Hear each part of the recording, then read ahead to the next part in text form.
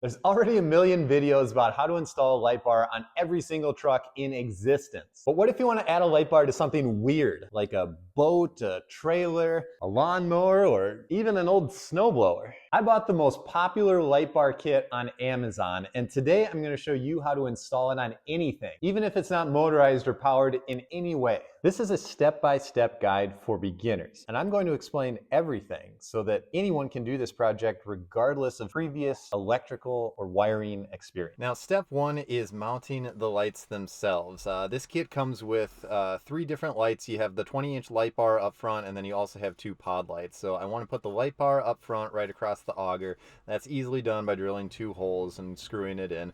All the brackets and hardware are included with the kit, so it really is kind of a very all-inclusive kit. You have most of what you need. For the pod lights, I want to put them up near the handle, and I'm using an existing hole already. I'm sliding a washer in between there, which is going to give me some pivot adjustability right there, as you can see. Now, for the actual pod light itself, I'm going to be using the outermost hole to mount that, and what that's going to allow me to do is just give me a bigger swing of adjustability when it comes to aiming these. So now I can go up and down, and I have almost 180 degrees of left to right. So I'll be able to dial it in perfectly and get it exactly where I need. Now we need a power source, and to do that, we're going to be using a battery. I've got 3 different options here, and they're all viable. Basically, all you need is a battery of mostly any kind. Don't get too worried about capacity and stuff like that. All of these are 12-volt batteries. They're all going to work. So right here, this is a car battery, just a 12-volt car battery. As you can see, it powers the light system.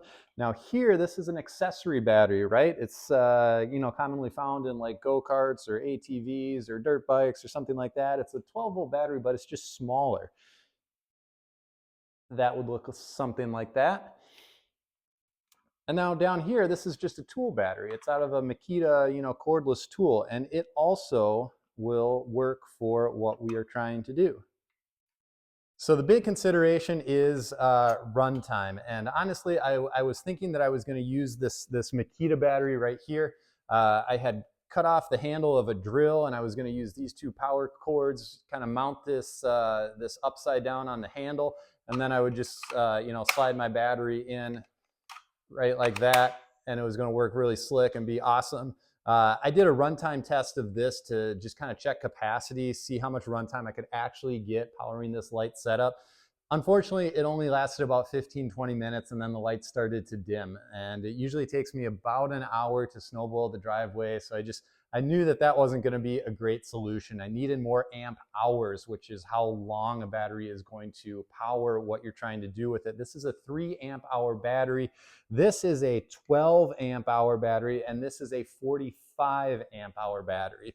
Now, stepping up to this guy, it's a little bit smaller. It's relatively lightweight still, and this is the 45 amp hour battery, and this is heavy. This is almost too heavy for this application. So that's going to be a little overkill. That would power my lights for probably days. I'm going to go with this guy right here. This is going to work just fine. It's going to power the lights, no problem for that full hour, probably a little bit more than that. And I'm going to mount it kind of back behind this control panel on this snowblower. I'm going to do some custom brackets and just mount it back there, hook up my lights, and we should be good to go. I'm going to drill 4 holes through the front and put some long bolts through each one of those holes, and then I'm going to slide the battery up from the back. Again, I've made some brackets. I'm just going to tighten some nuts and just kind of hold it there. It's going to work perfectly. It's not really a big deal. It doesn't have to be, tethered down all that hard.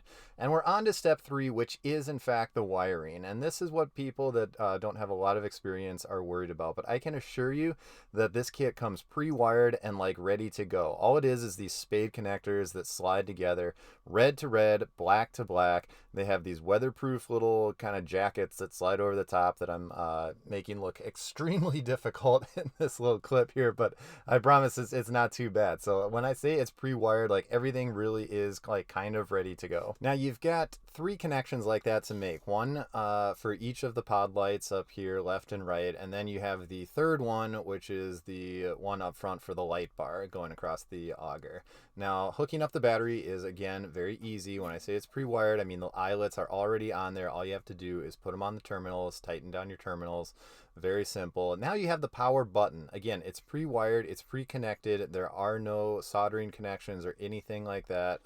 Just pick a spot where you want it to go. I'm using a very cheap Amazon step bit to drill that hole and slide it in, and the power button is done. Easy. And the last thing I'm going to do is use some adhesive zip tie mounts just to kind of clean up my wiring a little bit. I just want to let you guys know that I have links to all the products used in this entire video in the video description. So if you need more information, check out the video description. All the links are sitting right there for you.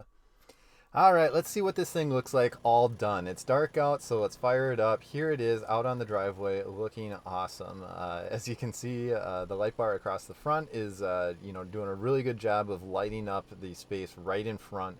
But I'm really glad I have the pod lights too, because that's kind of shining on each side of the snowblower and giving me some control on what I can see. And I tried it with just the front light bar without the pods, and it just wasn't the same. So the kit includes the pods. Again, the kit I used, the exact one I used, is linked in the description if you want to check it out. It's super popular. It's relatively cheap. I can't give you any honest durability advice as of right now, but as far as like installation goes, it works super awesome. Again, everything's pre-wired. It's pretty easy. I would recommend it. 10 out of 10 as of right now. Hey, I hope this video gave you the confidence to install a light bar kit on just about anything. And if you enjoyed the video, think about subscribing to the channel and or putting a like on it. Leave me a comment. Let me know what you thought. Thanks for watching. Bye.